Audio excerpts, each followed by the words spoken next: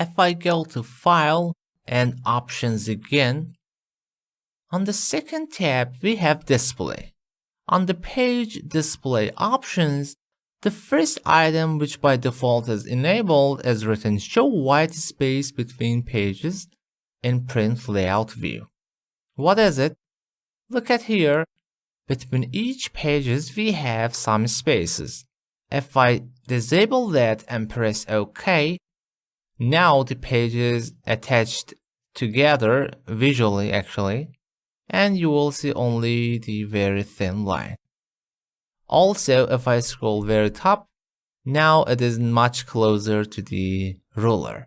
If you want to bring back, you could go to again File, Options, Display and Enable, or as I hover my mouse between these pages line, you will see the tooltip, so simply double click, enable, or double click and disable. It is very simple and very handy feature.